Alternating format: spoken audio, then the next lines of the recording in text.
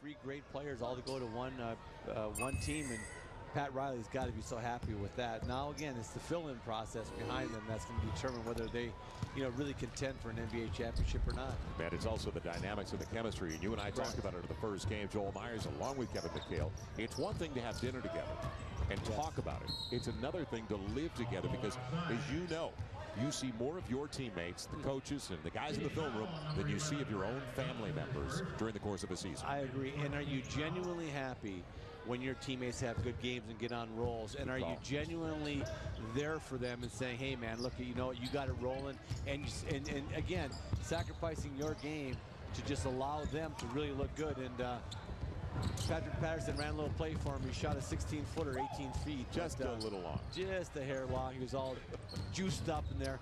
But, you've got to be happy for your teammates. You really have got to be able to share their success with them and enjoy it. And that's going to be the decision as Jennings pulls up for a three. Can they win, and will they play together well? Will the chemistry work? It's now 19-15 after the putback. And you talked about Jennings' miss. Dwight Lewis. Still time. 8 on the shot clock. Gives up 2 to play in the opening 10 minutes. And spacing is Patterson. Patrick Patterson inside the arc. But he went out to 18 feet where he's more comfortable. He shot the 15-footer 18 feet, and he just moved out to 18 foot and made it. Nice adjustment by Patterson. It's like between clubs. You want a full wedge or you want a three-quarter swing? Patrick Patterson he went for the full wedge, and it knocked it down.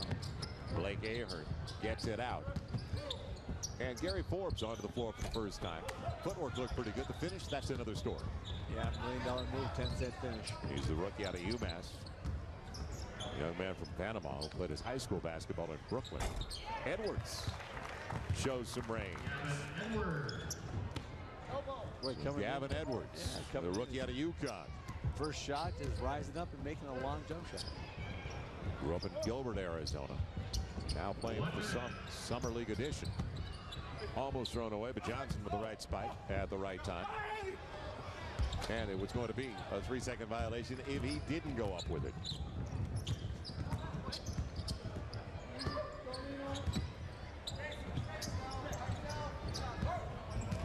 Hill on the little step back action. Good look. And it's going the other way on the foul. Yeah, Hill created some space right there, and that was just the thing that Alexander Johnson didn't do. Alexander, the last possession down for the Rockets, created no space and kind of tried to do the bull in the china cabinet move, and that doesn't work very well. Blake Ahern staying on the floor in the backcourt and running it right now for Houston, up by 4, along with Dwight Lewis. Ahern, who's played in the D-League, played over in Europe as well.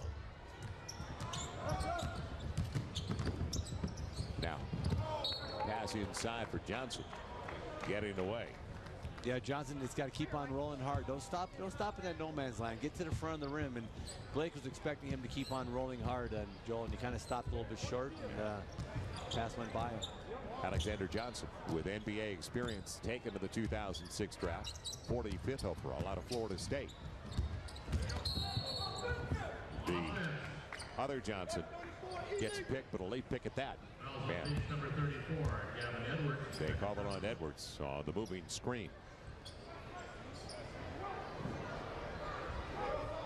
Pankrashov also out there, young man from Moscow for the Phoenix Suns, a swingman at 6'7", 220 pounds, wearing number 18.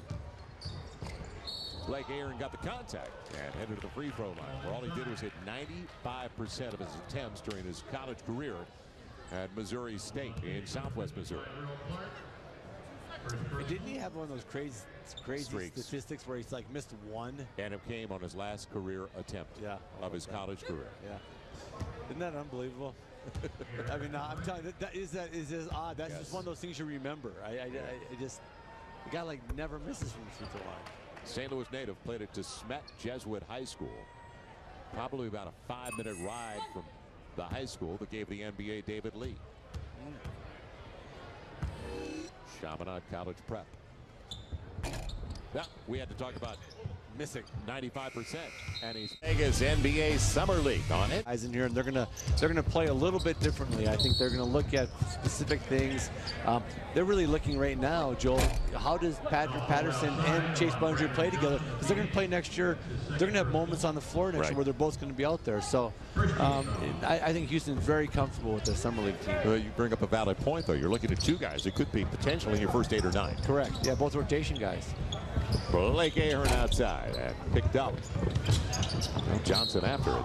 He did from a lot of different spots on the floor. Still see him in Los Angeles and still looks like he could play. Yeah. Good shape. He sure does.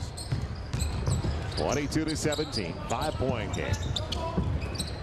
Now Earl Clark put in a position, and a good position at that. Cracked on his way by, and Earl Clark has been very aggressive since he started the game. He's going to dive hard, occupy the defense at the rim, and that's got to be Earl Clark's job. It will be Robin Lopez's job because Robin really can't shoot the ball from the perimeter. But Channing Frye gives him that different look because he's going to be on the perimeter, and if the fours come off him or the 4 or 5 man drops off, he'll shoot the 3. But I think where Earl Clark's got to make his money is being that hard dive guy. You remember when Amari first got in the league? It was picked in a hard roll to front of the rim, and he caught that thing and just tomahawked it. And I think that's what you need. You need a hard roll guy to go along with some of the shooters they got. And I know Robin Lopez will be a roll guy, but Earl Clark can do a little bit of both. He can be a spread guy, shoot it, or roll hard. But I like to see him roll and make it a little hay in the paint. Unfortunately, the timeout necessitated by a cut on Blake Ahern. So Trayvon Hughes has taken over in the backcourt, rookie out of Wisconsin. Young man from New York, 23-year-old. He's working out of the backcourt now with Dwight Lewis. Right away, it's Patrick Patterson, Earl Clark. The matchup we talked about at the top of the telecast. Drop step to the left hand. Ooh. That was a sweet move. Boy, there's Louisville versus Kentucky right there on the low box, baby. Yep. There's bad blood already. Already bad blood. There's no question. Throw it to him again. And talking trash, aren't they? Earl Clark trying to show his range. Stroke does not look bad. No result. Bad picked up. Okershaw. Outside. Nice little look. That's Brandon Johnson out of the University of San Diego. He left as their all-time leading scorer. All-time assist maker as well. And took a little forearm from Hughes. Trayvon Hughes with the offensive foul. Yeah, Brandon Johnson is another guy listed at 6 feet, but here he comes in here. But look at him playing deep.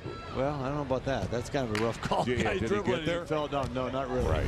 But he's a pesky little guy. Can really score the ball, and really will get after you on the defensive end and can score and can really move the ball and make some assists happen for him. Gavin Edwards spiked away by Alexander Johnson, but the foul called on Alexander Johnson underneath. And 2 free throws coming up for Gavin Edwards. He's a guy that grew every year at UConn, and I'm talking about size-wise when I'm talking about game, because he didn't have much offensively and ended up averaging in double figures his senior season.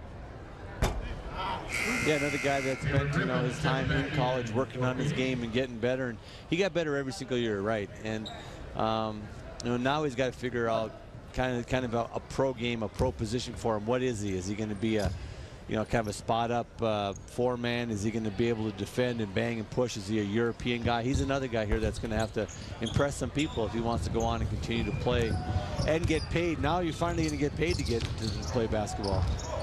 Dwight Lewis, that's his game. Dwight Lewis inside the arc. When I was told by the scouts, friends that saw Gavin Edwards at Portsmouth, that he actually showed a decent mid-range game. Now the hands, that's another story as he loses that dish inside. Yeah, exactly. That really frustrates you when you drive in there and you make a nice play like that and the big doesn't catch it. Dwight Lewis, who had an unforgettable junior season for the Trojans of USC, and Tim Floyd. Tim's last year there. They won the postseason Pac-10 tourney. Dwight had a great year. DeMar DeRozan, freshman of the year in the Pacific 10 Conference. And let's not forget about Taj Gibson down in the box. Protecting the rim, too. The thing that when you say his name right away, I think of all the shots he blocked and what a great defensive presence he was for USC. Yeah, he's done the same thing for the Bulls. Yeah, exactly, done the same thing for the Bulls. Taj Gibson is really a nice player for the Chicago Bulls. Lawal lost the handle, and the smaller man takes it away as Forbes sets it up, and Dwight Lewis heading the free throw line on the assist. So Gary Forbes finding Dwight Lewis in stride. Nice pass right here on the numbers, going back in there hard, finishing there, and don't believe he fouled him. But if you